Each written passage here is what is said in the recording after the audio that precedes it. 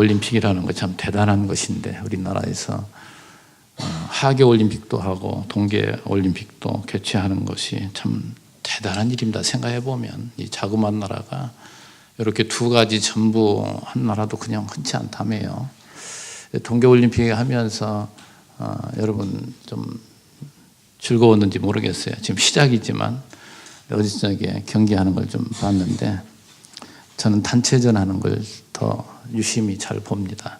근데 여자 3000m 계주를 하는데 보셨어요? 좀 보셔요. 그런 것도 맨날 성경만 보지 말고 그런 것도 좀 보면서 그런 거에서 우리가 찾는 게 참 많아요. 4명이서 하는데 뭐 그냥 큰 충돌도 없이 넘어져요. 그래. 나머지 3 친구들은 그 넘어진 친구에도 굉장히 좀 마음이 안 좋을 텐데 그 4명이서 그 이후에도 정말 그동안에 갈고 닦은 기량이 있었겠지만 그 정신이 대단하잖아요. 열심히 해가지고 그걸 추월해서 한창 앞서가지고 이제 예선을 통과하는 그 모습을 보면서 참 이렇게 서로가 믿고 서로가 협력한다는 게 얼마나 아름다운 모습인가. 저는 또 북한 선수단이 와가지고 그 쇼트트랙의 선수가 있었는데 예선 떨어졌죠. 그 친구. 근데 뭐 응원단도 좀 와서 이렇게 합디다만 참 그런 생각을 가졌어요. 야, 내가 대한민국에 태어난 것도 감사한 일이고 응원할 수 있는 우리 선수들이 있다는 게 감사한 일이고 또 우리나라에서 올림픽을 개최한다는 것도 우리나라가 싫어서 떠난 사람도 있지만 또 이렇게 좋아하는 사람도 있단 말이에요. 여러분도 감사하지 않아요? 참 여러분 하나하나 생각해보면 얼마나 감사합니까? 여러분에게 주신 가정, 나와 함께 살 수 있는 공간이 있고 그런 우리의 형제들이 있다는 것이 얼마나 감사하냐 말이죠. 국가도 그렇고. 그런데 여기에 뛰어넘어서 그리스도 안에서 우리 믿음의 형제들을 오늘 우리에게 붙여주시고 이렇게 교회 공동체를 이루고 살아가게 하신 하나님의 은혜를 여러분 생각해 보면 눈물 날 일이에요. 하나님은 우리 연약함을 잘 알아요. 너무나도 연약하기를. 그래서 우리 홀로 놔두지 아니하시고 이렇게 하나님 자꾸 붙여줍니다. 이게 관계잖아요. 그래서 항상 여러분에게 제가 강조하지만 어떤 사람도 하나님 나에게 곁에 두신 분은 나에게 좀 해를 주는 것 같지만 결국은 그게 우리에게 유익하도록. 아까 얘기하던 말씀이 또 생각이 나네요. 하나님은 항상 우리 믿는 성도들을 역전을 시켜요. 그래서 역전의 명수는 군산상구가 아니고 하나님이라니까. 하나님. 역전의 명수라는 건 군산상구라는 것은 우리 나이 먹은 사람들만 알 거예요. 아마 과거에 있었던 김봉현이 같은 선수들이 한참 뛸 때 고등학교 군산상구가 승리했을 때 그 이야기인데 자 정말 하나님은 자기 백성들을 인도하는 그 방법을 보면 언제나 먼저 앞서서 승리하도록 안 하신다니까요. 왜요? 그렇게 하면 하나님이 하셨다고 생각하지 않으니까 언제나 자기의 공로를 돌리고 자기 이름을 높이려고 하니까 그걸 싫어하는 거예요. 하나님은. 그래서 하나님은 철저하게 자기 백성들을 겸손하게 나아가도록 하나님 이끌어 가시는 거죠. 세상에 가장 불행한 사람 중에 하나가 누구라고 할 수 있습니까? 아버지를 잃은 어린 고아들, 집이 없는 그 고아, 자기를 보호하고 이끌어주는 부모가 없는 그 고아야말로 이제 장성해가지고 자기 힘으로 할 수 있는 건 고아라고 할 수가 없죠.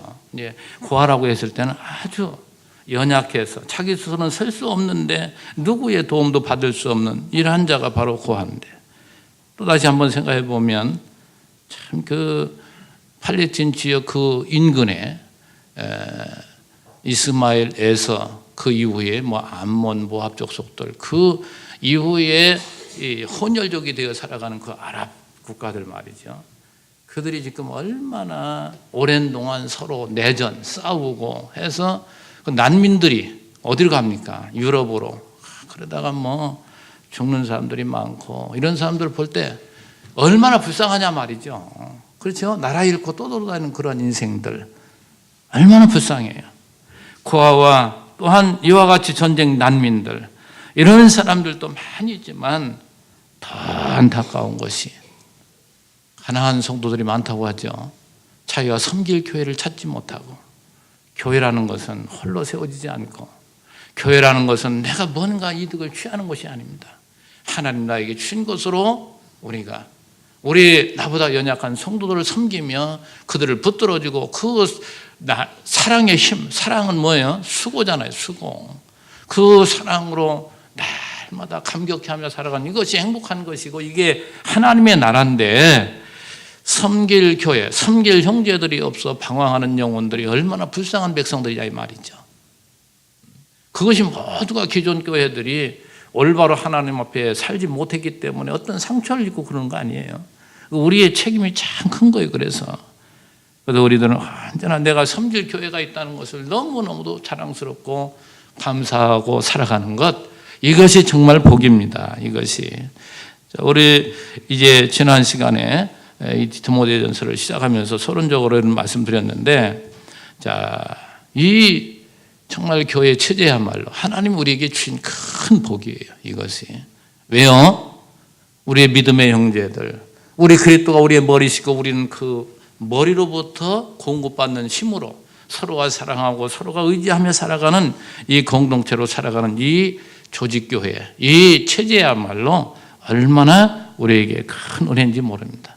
지난번 시간에 말씀드렸습니다만 하나님 이스라엘 백성들을 세워나갈 때 항상 이렇게 체제 정비를 통해서 이것이요, 시대의 상황, 역사 속에서 하나님 그 시대마다 상황에 맞게끔 이끌어 가셨어요. 그러니까 과거에 있었던 그러한 조직이 지금도 꼭 그렇게만 되는 게 아니에요.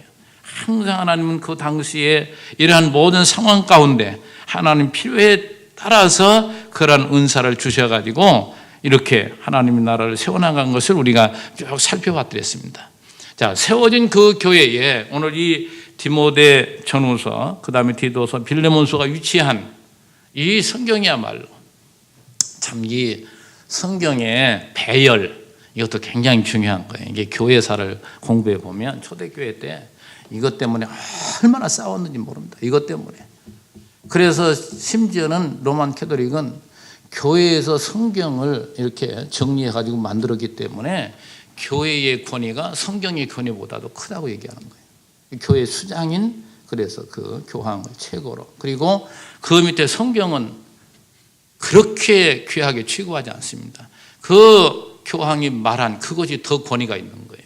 교회의 권위를 더 둬요. 그러나 여러분, 교회가 그걸 그렇게 정리했지만 이미 신약교회 탄생한 그 교회 이전에 하나님의 말씀이 계셨고 그 말씀을 성령께서 그들을 인도해서 이렇게 정리한 것뿐이지. 그러니까 성령이 사람들을 통해서 기록하게 하셔가지고 이렇게 66권 성경으로 오늘 우리에게 주신 것도 전부 누가 하신 거라고요? 하나님 성령께서 그렇게 인도해 오셨다 이 말. 그러니까 눈물 없이는 볼 수가 없어요. 왜요? 이 성경이 탄생하기까지는 그 수많은 사람들이 목숨을 잃고 대단했어요. 여러분, 이 진리 싸움은요, 세상 싸움은 저리 가랍니다. 여러분, 종교 전쟁을 보세요. 목숨을 내걸잖아요. 아랍권에 있는 그 친구들 보세요. 얼마나 잔인하고. 이게 종교 전쟁이에요. 세상 육신적인 싸움은 그렇지 않습니다. 자, 그래서 하나님은 이 성경의 이 말씀을 하나하나 배열한 것 자체라도 얼마나 깊은 뜻이 있는지 몰라요. 디모데전서가 저 앞에, 고린도전서 앞에 있다거나 그렇지 않다니까요. 여기에 있는 것이 꼭 필요하기 때문에. 그래서 하나님께서는 이 교회의 진리에 대해서 에베소 말씀하시고 그 다음에 생활로 무장해 나가시는데 빌립보, 골로새서, 데살로니가 전후서 끝나고 디모데서가 여기에 있는 것이 그렇게 소중하단 말이에요. 너무너무 중요해요. 그래서 하나님은 진리로 우리를 점점 키워가시되 그 진리가 기준입니다. 그리고 그 삶 가운데 그 하나님 말씀 진리만 안다고 우리 신앙이 견고하지 않다니까요. 수많은 이 세상의 삶의 이 어려움 속에, 시련 속에서 우리를 점점 키워가셔요. 그래서 우리를 마침내는 변화시켜 나가시는데 그걸로만 끝나는 것이 아니고 하나님은 오늘 우리에게 이러한 하나의 조직, 체제를 통해서 하나님 우리를 견고하게 세워나가신다. 요걸 항상 염두에 두고 요 말씀을 잘 여러분이 보시면은 이게 쉽게 더 받아들이게 되고 이해가 될 줄 압니다. 자, 그래서 이 체제를 오늘 우리에게 뭘로 원칙을 삼느냐, 여러분 주보를 한번 보시면 교회 조직의 원칙을 1장에서 3장까지 지금 쭉 말씀해 주는데, 자, 이 원칙은 먼저는 지도자를 하나님이 세워주셔요. 지도자를 부르시고, 그 다음에 지도자가 해야 될 일이 있어요. 그 임무를 주시고, 그 다음에 지도자는 어떤 자격에 의해서 세워지는가, 이걸 3장까지 해서 쭉 우리에게 가르쳐 줍니다. 그러니까 교회가 세워지는 것은 사람들이 고안해내서 사람들이 만들어낸 것이 아니고 하나님이 만들어낸, 하나님 만들어낸 조직이란 말이죠. 원칙이 바로 하나님입니다. 하나님. 자, 그래서 이제 제일 먼저 중요한 것이 이 지도자가 중요하기 때문에 그를 하나님 부르십니다. 하나님 부르실 때 그냥 부르는 게 아니에요. 다 하나님이 훈련을, 그렇게 수많은 질고를, 그 많은 고통을 통해서 만들어 나가시죠. 자, 하나님이 왜 또 이런 지도자를 부르시는가? 그 사명을 감당케 하시려고. 그러니까 소명은 하나님 부르신 것이고, 사명은 부른 자는 하나님 뜻이 있잖아요. 뭘 해야 될 일이 있기 때문에 부르셨잖아요. 그게 사명이에요. 그 나를 부르신 주님을 위해서 일하는 것, 이게 사명이라니까요. 그래서 이 앞으로 우리가 이제 쭉 빌레몬서까지 이걸 살펴볼 텐데, 하나님께서 우리를 왜 부르셨는가? 여기서 지도자로 말할 때는 목사만 얘기하는 거 아닙니다. 사도만 이야기하는 게 아니에요. 교회의 모든 은사를 받아 각 분야별로 일하는 그 앞선자들, 그렇잖아요. 교회의 작은 이런, 요즘 우리가 구역 활동을 참 이제 지금은 않고 있지만, 뭐 속회도 있고 구역도 있고 뭐 교구도 있고 또 각종 남전도 여전도도 있고, 다 어떠한 뭔가 하나님께서 어떠한 일을, 조그만 일 한 부분을 감당해 나가게 했을 때 그 조직 안에도 하나님은 언제나 지도자를 세우신단 말이에요. 회장이 있고 그 조직 안에서도. 이게 전부 이게 성경에 근거한 겁니다. 이런 것들이 뭐냐? 내가 원해서 하는 것이 아니고 하나님 명에서 하는 거라니까요. 그렇게 여러분이 받아들여지게 될 때, 그렇게 받아들여지게 될 때에 자기의 역할을 두려웠고 떨리는 마음으로, 아, 하나님 나에게 지금 부르셔서 이 직분을 맡기셨는데, 이거 소홀히 생각하면 되겠어요? 하나님과의 관계인데, 하나님 부르셨다는 거 우리는 다 기억해야 돼요. 그래서 하나님께서 이제 이 디모데를 부르시는데, 우리 지난번 1절, 2절을 좀 이게 살펴봤는데 시간이 너무 진행이 돼서 제가 아주 간단하게 했는데요. 오늘 좀 더 자세히 살펴봅시다. 자, 사도된 바울이 참 아들 된 디모데를 위해서 축원을 한 내용인데요. 바울은 하나님을 부르셨죠. 참 바울을 하나님 부르셨죠. 그 부르신 하나님은 어떤 분인가? 바로 우리 구주 하나님이라고 그랬죠. 우리 구주. 항상 하나님은 바울의 하나님도 되시지만 디모데의 하나님도 되시고 저의 하나님도 되시지만 여러분의 하나님이시란 말이죠. 그래서 하나님은 오늘 그리스도 안에 있는 모든 공동체들의 무슨 하나님이요? 구원의 하나님. 구주라고 그랬잖아요. 구주. 다시 말해서 우리를 구원하셔서 그분이 주인이셨단 말이에요. 그걸 다른 말로 표현하면 대속이라고 하잖아요. 대신 피값으로 대신 주고 우리를 건지셨다 이 말이죠. 주님께서 우리를 사신 바 되었기 때문에 우리의 주인은 누구라고요? 항상 이 생각을 가지셔야 돼요. 여러분 자신이 여러분의 주인이 아니고 하나님이 여러분의 주인이시다. 그 하나님 주인이라는 사실을 늘 우리가 기억한다면 나는 그의 종이잖아요. 종. 이 사실을 늘 기억하고 살아가면 내 마음대로 자행하지 않냐 합니다. 예를 들어서 내게 자녀가 있다고 칩시다. 내가 하나님의 하나님의 종이면 그 자녀도 마찬가지. 하나님의 종이와 하나님의 자녀란 말이죠. 내가 내 마음대로 할 수 있는 자가 아니에요. 하나님은 단지 청지기처럼 우리에게 맡기셨을 뿐이지. 그러니까 우리는 우리 주인에게 역할이 있어요. 이 자녀를 잘 양육해서 하나님을 잘 섬기고 제 역할을 감당하도록 키워가는 역할, 그거 이상 없어요. 근데 우리들은 보통 하나님 의식하지 않으니까 자기 어떤 소유물로 생각하고 그래서 자기 마음대로 뭔가 하려고 그래요.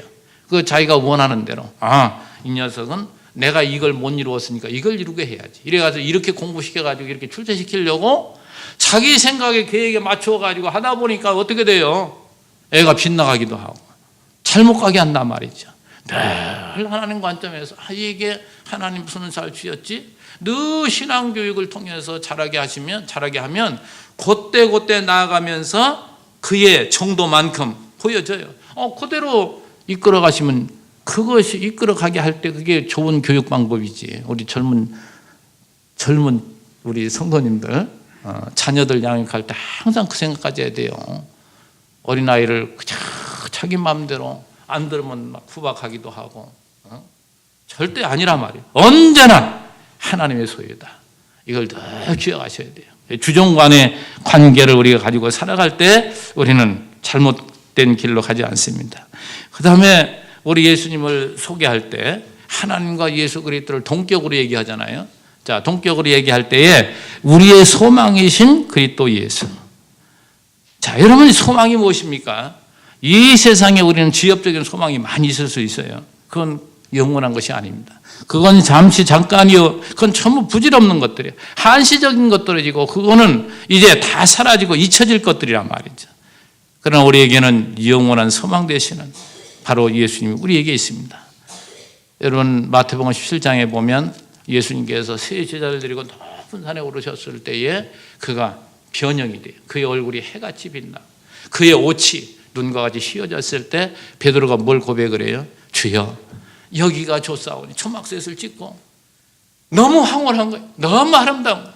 하나님께서 바로 그의 영광을 그리스도께서 바로 하나님 되시는 분인데 그분이 그의 영광된 모습을 내가 육신을 가지고 있는 비천한 몸 예수로 왔지만 나는 이런 존재야. 그걸 보여준 거예요. 세 제자에게. 얼마나 영광스러운 모습입니까? 베드로가 그걸 보고 넋을 잃을 만큼 여기가 좋사오. 여기서 평생토록 주님과 함께 살고 싶습니다. 그 얘기 아닙니까? 우리의 소망은 바로 그거예요. 여러분은 지금까지 우리가 보고 들은 것만이 전부가 아니에요.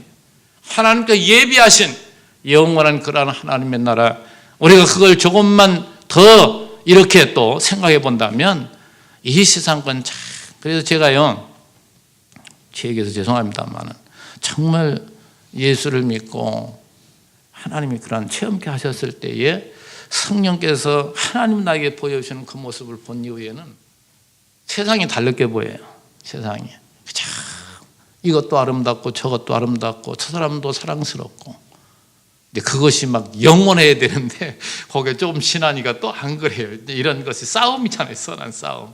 그래도 항상 뭘 기억하느냐, 그때를 기억하면 이 세상에 그냥 매이고 싶지 않고 하나님 나를 어려울 때는 빨리 부르셨으면 이런 마음도 간절하지만 또 그때마다 나에게 하나님 주어진 기회가 또 주어진다면 이런 생각을 가지고 또 살아갑니다만은 정말 우리에게는 이와 같은 신령한 하나님의 나라를 우리가 확실하게 바라보고 믿어진다면 세상에 이런 것들에 미련하게 어리석게 살아가지 않는다. 거기에 빠지고 거기에 매여서 우리 인생들을 보면 그렇잖아요. 한 부분적인 것, 그것이 이루어지면 그저 좋아서 난리치지만 그게 안 이루어지면 그저 코가 빠지고 그것 때문에 그냥 낙심하고 그것 때문에 우울증 환자가 되고, 아닌데, 그게 아닌데 요 한 부분이 아니고 하나님께 돌아오라, 하나님을 바라보라 말이죠.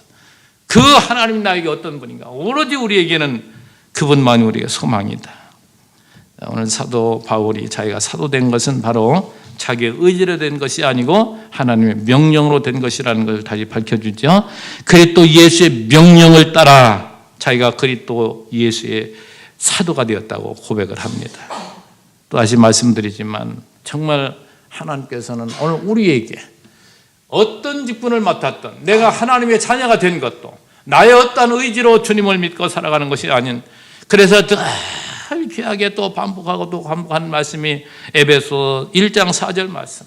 창세전에 그리스도 안에서 우리를 택하사, 창세 전부터 하나님이 우리를 택하사, 사도 바울뿐만 아니라 에베소 교회 또 디모데뿐만 아니라 오늘 우리들도 언제요?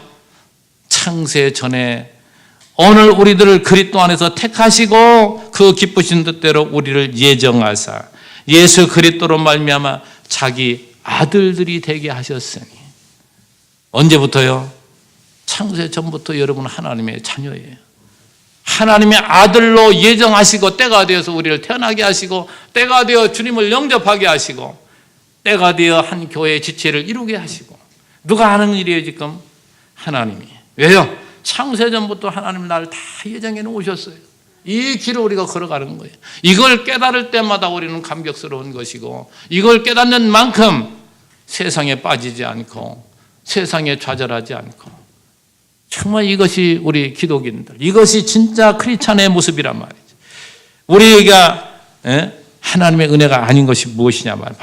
아주 그 주님으로 도왔는데, 오늘 디모데를 소개하고 있습니다. 2절에 믿음 안에서 참 아들 된 디모데. 정말 이제 사도 바울은 지난번에도 좀 언급했습니다만은, 이 디모데 전서를 쓰고 있을 당시에 이제 거짓 인생을 다 살았고 주님이 부르실 날이 점점 가까울 때를 인지하고 있을 때예요. 그래서 사도 바울은 해야 될 일이 많지요.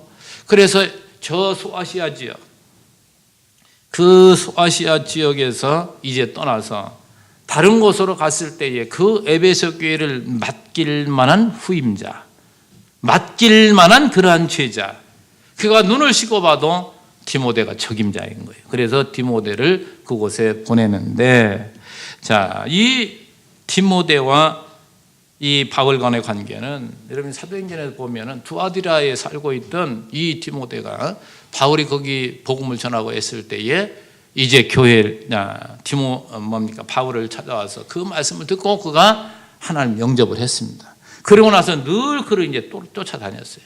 함께 다닌 그 시간들이 굉장히 많습니다. 다시 말해서 예수님과 제자들이 동고동락한 것처럼 디모데도 바울과 함께 먹고 함께 하면서 바울이 늘 하나님 말씀을 가르치고, 중요한 건 또 뭔가?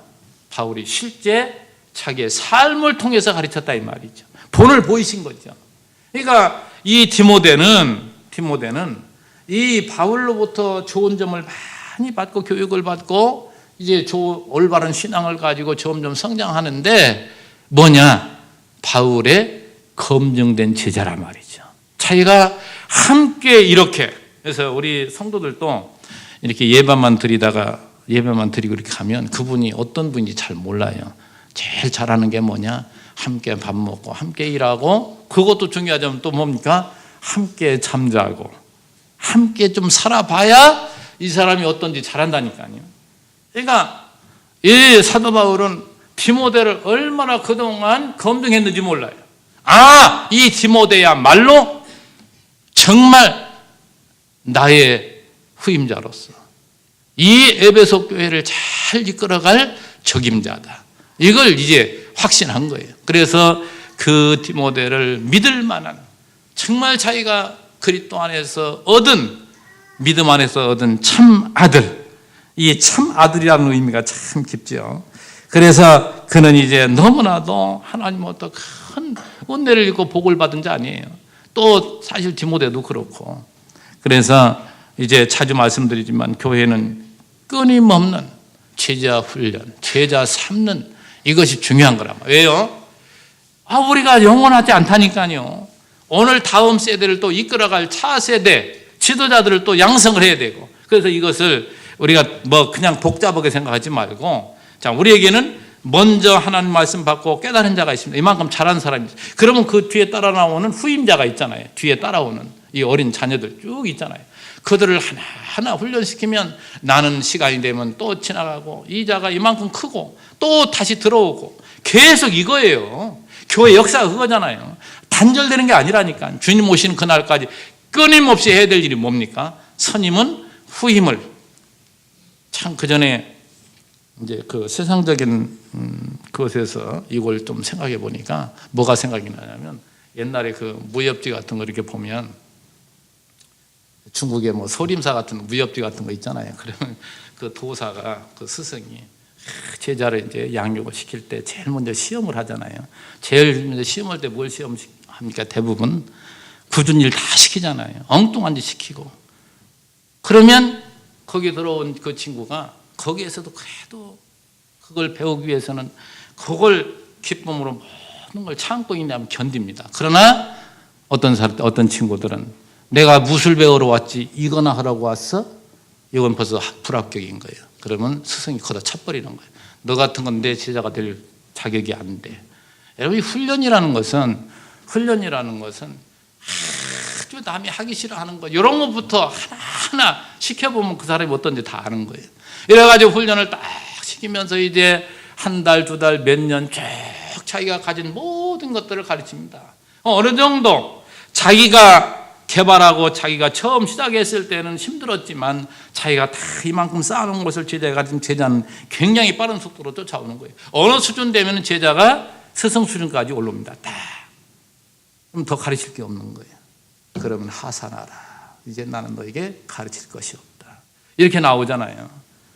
여러분, 오늘 우리들도 후임자들을 다 가르칠 때에 이렇게 따라오도록 자기가 본을 보이고 자기 있는 모든 역량을 다해서 이 후임, 따라오는 그 제자들을 잘 가르치고 양육하는 거 우리에게 책임이라니까요. 내가 이만큼 컸고 내가 이만큼 지식이 있고 내가 이만큼 잘하는데 내가 여기까지 올라와? 못 올라오도록 짓밟고, 이게 얼마나 악한 종인지 모릅니다. 진짜 올바른 스승은 나를 딛고 더 나은 데까지 올라가도록 이끌어주는 것이 참 스승이죠. 우리 예수 믿는 우리들이 언제나 후임들 잘하는 거예요. 칭찬하고 더 잘하도록 우리가 협력하는 것, 이것이야말로 올바른 자세예요. 정말 사도 바울은 디모데를 얼마나 훌륭한 제자로 키웠는지 모르는데 그를 지금 후임자로 삼는 것을 너무나도 참 다행스럽게 여기고 좋아하는 것이죠. 그래서 바울은 디모데에게 정말 자기가 주고 싶은 게 있어요. 사람이 이제 죽을 때에 가장 귀한 것을 자녀에게 물려주고 싶지 않겠어요? 사도 바울은 그에게 축원할 때 뭘 축원해 주는 가 보세요. 이게 최고의 복입니다. 은혜와 긍휼과 평강, 그걸 축원해 주고 있어요. 여러분의 자손에게 뭘 물려주겠어요? 정말 여기에서 하나하나 이러면 생각해 보면 대단한 거잖아요. 은혜, 긍휼, 평강, 이건 엄청난 우리 기독교에서 얘기하는 중요한 주제들입니다. 은혜라는 건 뭐 말할 것도 만 가지가 은혜지만 첫 번째, 두 번째, 제일 먼저 하나님 우리를 찾아오신 거예요. 찾아오셨어요. 왜요? 긍휼히 여기시고, 우리 스스로는 죄악의 권세에 빠져나올 수 없는 존재이기 때문에 그 높은 보좌를 마다하시고 이 땅에 그 추한 모습으로 오신 예수 그리스도를 여러분 생각해 보란 말이에요. 이게 하나님께서 우리에게 주신 은혜 중에 가장 귀한 것이고 큰 은혜예요. 여기에 모든 것은 다 그 안에 포함이 됩니다. 그 은혜를 입은 우리들이, 그 은혜를 늘 입고 살아간 우리들이 이제 우리에게 뭡니까? 우리보다 연약한 자들 불쌍히 여기고 긍휼히 여기고 그들에게 은혜를 베풀어 주고, 이게 섬기는 일이란 말이죠. 이거 여기서 나오는 것이 평강이에요. 오늘 우리에게 복이 뭐냐 말이죠. 예수로 인해서 정말 그 예수님의 놀라운 은혜를 우리가 깊이 깨닫고 인식하고 받아들인 만큼 그에게서 나오는 거예요. 후임들에게. 그래서 사도 바울은 너는 언제나 하나님의 은혜 가운데 살고, 그래서 주의 긍휼을 얻어서 너가 정말 이렇게 위로를 받고 힘을 얻어 지금 살아가는 존재인데, 이제 뒤에 이게 연결해서 지금 쭉 읽어야 되는데 요 대목만 말씀드리니까 그렇지 뒤에 쭉 얘기해요. 사도 바울이 나도 사실은 이런 존재였는데 내가 죄인 중에 괴수였다. 근데 하나님 나를 불쌍히 여기시고 나를 이렇게 부르셔서 사도로 사용하신 것은 하면서 쭉 설명을 하거든요. 그러니까 여러분, 어떤 사람이 이렇게 하나님도 위대하게 쓰임받고 그 이면에는 철저하게 엄청난 이러한 세상에서 고통뿐만 아니라 그 범죄 가운데 허우적거리는 그런 일도 있었고, 이게 사도 바울 자기를 얘기하는 거예요. 그러니까 사도 바울의 그리스도를 만난 이후의 삶만 보면 이런 좋은 면만 보이지만 그 이면에 뭐예요? 그것이 무슨 원리냐면, 제가 여러분이 그전에도 설명드린 적이 있는데 무슨 원리냐면, 한 나무가 열매를 맺히기 위해서는 뭡니까? 이 바닥 땅 밑에는 썩은 거름이 들어가야 그것이 영양분이 되어가지고 나무가 커서 잎이 피고 꽃이 피고 열매가 맺는 거예요. 뭘 말하고 싶으냐? 죄가 더한 곳에 은혜가 넘친다는 거예요. 하나님 오늘 우리를 뭐예요? 죄악 가운데 가둬두셨다니까요. 그 죄가 깊이 깨달아지는 만큼 하나님의 은혜에 감격해 하는 거예요. 나는 죄를 진 것이 없지. 나는 그래도 이런 존재인데 하나님의 은혜를 모르는 사람이에요. 정말 하나님은 오늘 우리로 하여금 얼마나 낮고 천한 가운데 두시고 주의 은혜가 무엇인지를 가르치기 그렇게 두셨단 말이에요. 그러니까 사도 바울의 그 과거도 감사한 거죠. 그래서 은혜 아닌 게 없어요. 그래서 사도 바울은 다 주님을 생각하면 그렇게 우는 거예요. 오늘 3절에서 11절 말씀, 이제 그 인사를 축원을 마치고 이어서 바울이 디모데의 그 소명의 동기와 이유에 대해서 가르쳐 줍니다. 자, 그 동기를 보면 이제 디모데가 에베소 교회를 이제 떠나잖아요. 이제 그것도 하나님 하실 일이 있기 때문에, 여러분이 에베소라는 지방의 그 배경을 살펴보면 터키 지역이잖아요. 지금 그 소아시아 지역인데, 그 소아시아 지역의 그 당시의 수도였어요. 엄청난 큰 도시였고, 그래서 에베소 교회가 견고하게 서면 그 영향력이 크기 때문에 에베소에서 1년 6개월 동안, 사도 바울은 오래 머물지 않았는데 1년 6개월 동안 그 심혈을 기울여서 말씀을 가르치고 제자 훈련을 시켰단 말이죠. 그 에베소에서. 그러나 에베소는 어떤 곳이에요? 우상으로 가득 찬 도시예요. 뭐 그 당시에 모든 도시들도 그랬지만, 그렇게 우상으로 가득한 그곳에 이제 말씀을 가르쳐서 성도들이 그 말씀을 듣고 교회를 이루었잖아요. 이루었다 하지만 어찌 견고한 교회가 되었겠느냐 말이죠. 그래서 사도 바울은 떠나면서 지도자를 세워서 어떻게 해요? 다른 거짓 교훈을 전하지 못하도록. 보세요. 너를 권하여 에베소에 머물라 한 것은, 왜 너를 에베소에 머물라 했느냐? 어떤 사람들을 명하여 다른 교훈을 가르치지 말며. 다른 교훈, 이게 비진리입니다. 다른 교훈, 여러분 예수님께서 가르치시고 사도 바울이나 이 사도들이 전한 그 말씀이야말로 참 진리요, 이것이 복음이요 참 진리지만 그거 이외에는 전부 비진리란 말이에요. 전부 거짓 것들이에요. 이거는. 이걸 다른 진리, 또 다른 복음이라고도 하죠. 다른 교훈, 다른 복음. 자, 그런데 이런 바른 진리는 뭐냐? 여러분에게 진리라는 것이 그렇게 복잡하게 생각하면 안 돼요. 진리는 뭐예요? 예수라니까요. 진리는 뭡니까? 그분이 그리스도예요. 예수가 그리스도시고, 그 따라서 예수가 그리스도라는 사실은 2000년 오신 그분이 바로 하나님이시라 한다. 그것이 바로 구약의 여호와 하나님이 약속한 거거든요. 그걸 통해서 뭡니까? 하나님이 살아계신 우리에게 확정시켜 준 거란 말이에요. 그러니까 한마디로 말하면 하나님이 살아계시다, 이게 진리예요. 거짓말은 뭐예요? 하나님 없으시다, 그게 거짓말이고. 쉽게 생각을 하니까요. 살아계신 하나님을 믿는 것이 바로 이게 뭐예요? 진리조는 우리의 아름다운 삶이란 말이에요, 이게. 그래서 이 진리는 다른 걸로 이제 거기에서 격가지로 쭉쭉 나가 보면 하나님은 살아계셔서 어때요? 아까 에베소 1장 말씀한 것처럼 창세 전에 나를 선택하시고 하나님의 자녀로 구속시키려 예정하신 그것이 바로 나의 정체성이란 말이에요. 나는 하나님의 자녀란 말이죠. 하나님의 약속을 받은 아들이에요. 이게 진리라니까요. 이게 진리예요. 이걸 가지면 당당하지 않나요? 살아계신 하나님, 이 세상 온 우주에 모든 걸 가지신 전능하신 그분이 나의 아버지고, 그분이 지금도 살아계셔서 나를 붙들어 주시고 나의 길을 다 예비해 놓으시고 나를 인도하시는데, 이제 그런 예로다가 많이 말씀드리지만 자기가 의지하고 있는 아버지가 있다고 칩시다. 그 아버지는 자식을 잘 알아요. 그 자식을 하나하나 양육시키면서도 그의 미래를 위해서 준비해 놨어요. 살 집도 준비해 놓고. 다 그런 건 아니지만 그런 능력 있는 부모 같으면 그렇게 하잖아요. 예를 들어서 말씀드리는 거예요. 얘가 어린데 얘에게 재산을 갖다 더 줘가지고 마음대로 살게 한다? 아니잖아요. 어느 정도 키울 때까지는 그거 숨겨놔요.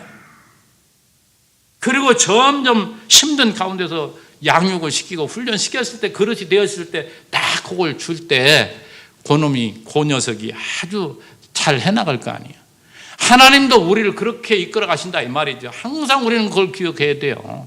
하나님이 우리를 이끌어 가실 때 아직 내가 어리다면 뭡니까? 그런 것을 다 준비해만 놨지 아직 그걸 보여주지 않는 거예요.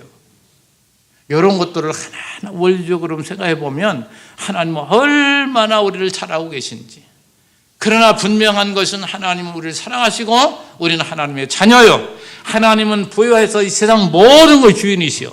내가 가장 필요할 때마다 하나님 주신다는 거. 이게 믿어져야.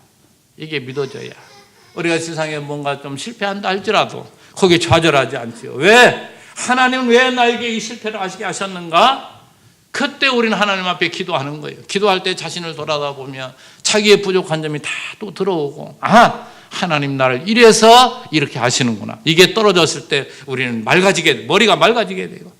그런 사람이 어찌 세상에서 엉뚱한 생각을 하게 되냐 말이죠. 바른 생각을 갖게 되지. 맞아. 하나님은 나를 이렇게 사용하시려고. 요거까지 와야 우리는 바르게 살아갈 수 있어요. 이게 바른 진리인데, 다른 교훈은 뭐예요? 거짓복음이에요.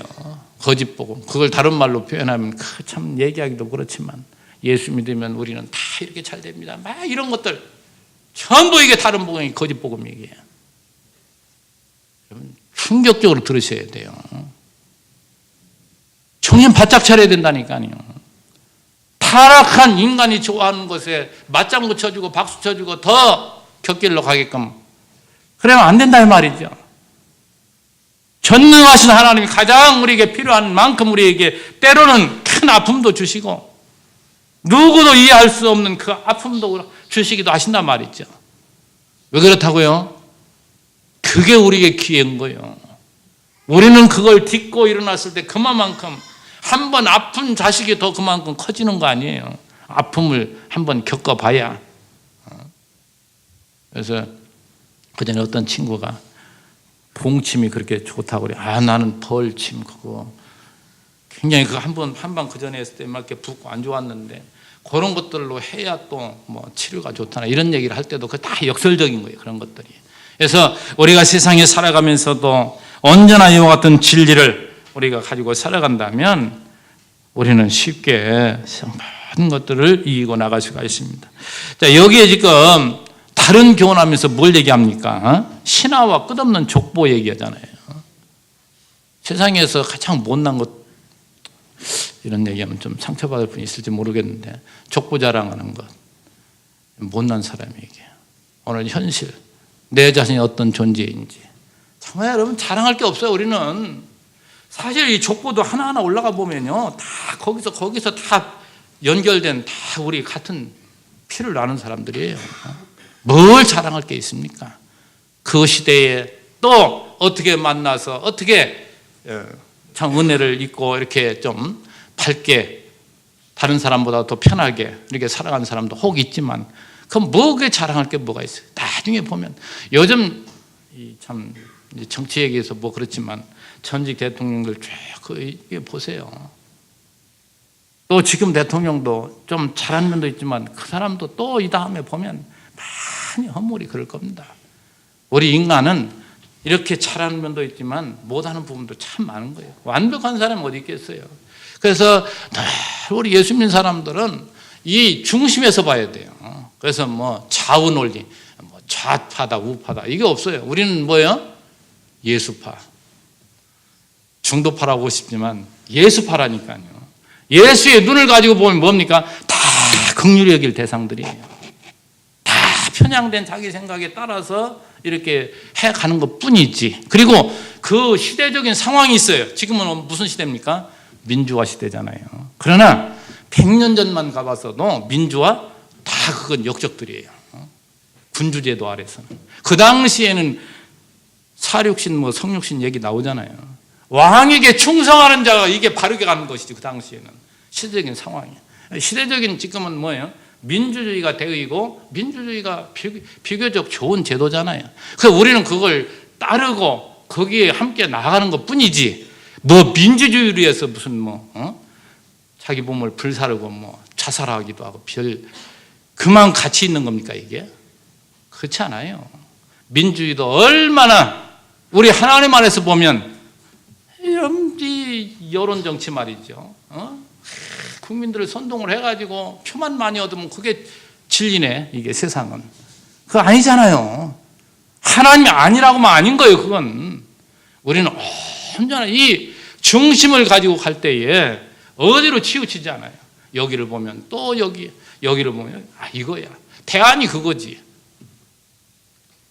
근데 여기 보면 신화와 끝없는 족보 이야기. 신화는 여러분 이 그리스 신화 유명하잖아요. 그런 것들 전부 빚입니다. 그것이 우리로 하여금 뭐예요? 우리의 사고를 완전히 망가지게 만드는 것들인데, 그런 것들을 가지고 지금도 많이 교육하고 있고 아이들을 그거 읽히게 있고, 그걸 읽는 건 좋지만 우리는 점점 신앙교육을 통하여 비판할 수 있어야 돼요. 그것이 왜 이것이 잘못된 것인가, 이게 바른 교육. 이제 어려서는 그걸 잘 인지하지 못하지만 점점 자라면 신앙의 교육을 받고 살아가면 다 분별하게 되어 있습니다.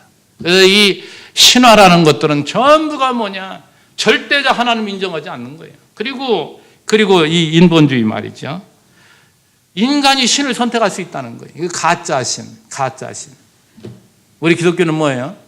하나님 우리를 찾아오시고 오늘 우리에게 복을 주시고 은혜를 주시고, 그래서 언제나 선택권이 하나님께 있는 것이지 우리 인간에 있는 게 아니에요. 근데 인본주의는 전부 이방 종교라든지 무속 종교 모든 것이 자기 행복을 위해서 뭡니까? 자기가 찾아 나서고 자기가 조정하고 자기가 만들고. 그래서 오늘 기독교 안에서도 우리 예수님 사람들이 잘못 알고 있으면 하나님을 조정하려고 들어요.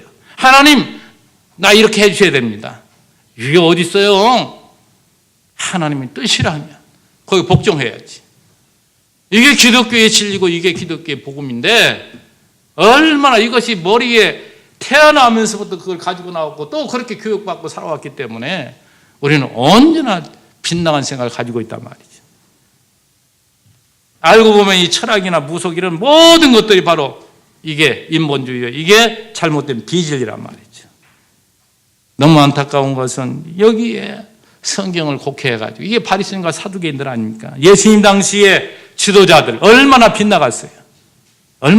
전부 인본주의에 입각한 그 사고로다가 하나님 말씀 보니까 그렇게 된단 말이죠. 오늘날 이 수많은 이단들 말이죠. 지난 주일날 이단주일 특강을 여러분 들으셨잖아요. 그 짧은 시간에는 뭘 그렇게 많이 하겠어요. 안상욱 증인회하고 신천지. 세상에 떳떳하게 그냥 안상욱 증인회라고 하지 왜 그거 딱 떼버리고 하나님의 교회라고 하냐 말이죠. 속이려고. 전부 속임이에요, 이것들. 신천지도 마찬가지고. 그런데 안타까운 것은 이와 유사한 그렇게 가르치는 정통교회들이 많다는 거. 그게 너무나도 안타까운 것이죠. 너무 안타까워요. 자, 이와 같은 다른 교훈들은, 이 비리들은 무슨 결과를 낳는가? 4절 중반절에 이런 것은 믿음 안에 있는 하나님의 경륜을 이름보다 도리어 변론을 내는 거예요. 이 변론이라고 하지 말고 논쟁, 다툼 이런 쪽으로 좋은 변론이라는 얘기 아니에요. 말쟁이들이 한마디로. 그래서 언제나 보면 스승이 되려고 하고 자기 자랑하고, 자기 자랑하려고 보니까 뭡니까? 자기 포장. 그래서 이런 척 저런 척. 제가 자주 말씀드리잖아요. 하나님 신 있는 대로 우리는 오픈하고 사는 가장 편한 거예요. 뭐 포장할 것도 없고 하나님 신 은사 따라서 이렇게 살아가는 삶이야말로 가장 아름다운 것인데, 이 다른 교훈들은 자꾸만 자기를 높이고 자기가 그 뒤에 나오죠. 선생이 되려고 한다는 그 이야기가. 그래서 이 우리가 진리를 바로 알고 나면 바로 자랑하지 않게 됩니다. 정말 믿음으로 사는 사람은 뭘 자랑하는가? 십자가의 복음, 예수 그리스도를 자랑하지 자기는 자랑할 게 없는 거예요. 왜? 얼마나 우리는 비참한 존재인지를 알기 때문에. 그래서 이 비진리들은 헌망한 삶을 만들어낸다고 하죠. 야, 이거 좀 계속 해야 되는데, 하나님의 경륜을 이름보다 더디어 변론을 내는 것이라. 자, 이 교훈의 목적은 여기까지만 합시다. 이 교훈의 목적은 청결한 마음과 선한 양심과 거짓이 없는 믿음에서 나온 사랑이거늘. 이 사랑하면은 여러분 꼭 기억할 것이 고린도 13장. 그 반대예요, 옛사람은. 그런데 그 사랑은 바로 예수 그리스도의 사랑이에요. 여기는 뭐예요? 여기 나오는 청결한 마음과 선한 양심, 거짓이 없는 믿음, 거기서 나오는 사랑, 이걸 지금 얘기하는데, 청결한 마음은 바로 새 사람, 그리스도를 믿고 살아가는 우리의 새 사람을 얘기하는 것이죠. 다시 말해서 진리를 깨닫게 되고 정말 주님이 주신 것이 얼마나 나에게 필요 적절한 만큼 주신 건가를 우리가 믿게 되면 자기의 어떠한 사악한 욕망이 그만큼 사라진단 말이에요. 욕망이 사라진 것이 바로 청결한 마음이에요. 이 청결한 마음 뭐예요? 그래서 진리가 우리를 세상에 매이지 않고 자유케 한다니까요. 여기서 나오는 선한 양심, 악한 양심 뭡니까? 그 반대로 양심에 화인 맞은 거. 언냐? 자기가 잘못한 거 알면서도 그걸 자꾸만 포장하고 말이죠. 이런 것들. 거짓이 없는 믿음. 이 거짓 믿음이 있다는 얘기잖아요. 정말 이 청결한 마음과 선한 양심과 거짓 없는 믿음에서 나오는 그 사랑, 이것을 이루게 하시는 것이 경계의 목적, 진리의 목적, 하나님의 진리의 말씀이 우리를 경계케 하시는 것이 왜 그런가? 바로 이 사랑을 만들어내고자 하는 것이 목적이죠. 고린도서 13장 그 사랑장에는 참 그거 또 하려면 한참 하고 싶네요. 사랑은 오래 참고. 여러분 오래 참습니까? 참 우리 참지 못해요. 그러나 우리 주님께서 우리에게 이 놀라운 은혜를 베풀어 주신 거 우리가 깊이 깨닫고 사는 만큼 참게 되고, 온유하고 시기하지 않고 자랑하지 않고 교만하지 않고 무례히 행치 않고 쭉 얘기 나오죠. 이런 것들 전부 하나하나 보면은요 우리의 삶과 반대적인 것을 얘기한다니까요. 그러니까 정신 바짝바짝 차리고 또 어떤 때는 뭉클뭉클해야 돼요. 이 말씀 들으면 야 맞아, 내가 이런 존재인데 하나님 나를 이렇게 하나하나 지금 만들고 있어. 그렇잖아요. 과거보다 여러분 예수 믿고 이렇게 살아가면서 점점 참는 횟수도 많고 참는 농도가 짙지 않아요? 참아지더라고요. 또 점점. 왜? 하나님 보이니까, 하나님 믿어지니까. 그래서 여기에 이제 요 긍정적인 교훈의 목적을 얘기하면서 거기서 벗어난 사람들 6절에서 얘기하고 7절 얘기하는데 그 얘기는 다음번에 여러분에게 설명해 드리도록 하겠습니다. 우리 성도님들 정말 하나님께서는 오늘 우리에게 이 체제, 참, 여러분 오늘 우리를 왜 먼저 부르셨고 여러분의 직분자로 세우셨느냐 말이죠. 왜? 하나님 오늘 우리에게 뜻이게 사명이 있어서 세운 거 아니에요. 사명이 있는 사람 마음이 뜨거운 거예요. 그래 더욱더 열심히 살아가게 돼 있고 거기에 열심히 사는 만큼 행복한 거예요. 이게 사람 사는 맛이지. 좋다. 말씀 들어서 좋고 강요 안에서 좋고 그냥 뒹굴뒹굴 살면서 먹을 거 있어 좋고 이게 행복한 삶이냐 말이죠. 뭔가 사랑의 대상에 세상을 찾아서 나서고 이게 전도예요. 사랑의 대상을 찾아 나서고 그 사랑의 대상을 위해서 내가 그만큼 수고하는, 내가 가장 귀하게 여기는 그 사람을 위해서 내가 수고해서 그가 좋아하는 뭔가를 하나 사주었을 때 좋아하는 것을 보면 내 마음이 얼마나 기쁜가요. 또 그 이전에 그 기뻐하는 모습을 상상하면서 수고하고 열심히 일한다고 생각해 보세요. 얼마나 재밌게 일하겠는가. 이게 인생이지. 이게 예수 믿는 거. 이게 여러분 사랑의 대상 태신자를 품으셔야 그를 위해서 그들을 위해서 기도하고 정말 살아갈 때 우리는 힘이 펄펄 나게 됩니다.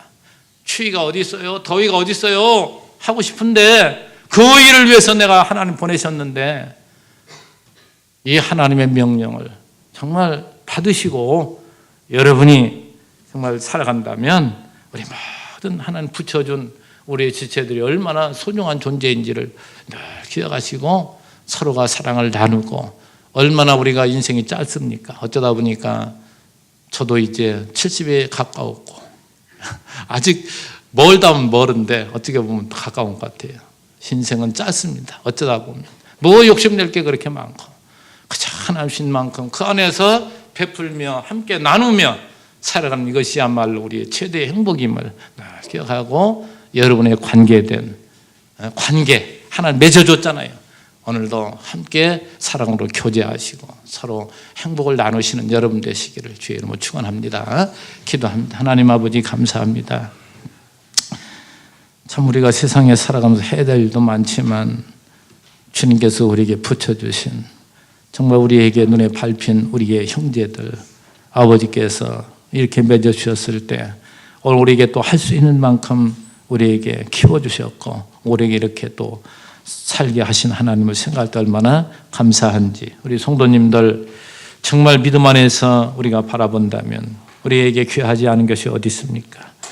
우리가 생명이 내일 앞에 이제 우리가 생명이 끊어지는 날이 있다고 쳤을 때 오늘 내 앞에 있는 것들이 귀하지 않은 것이 어디 있겠는가?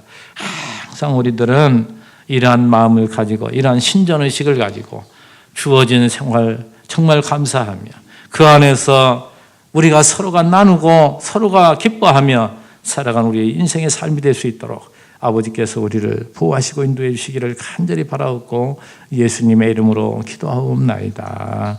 아멘.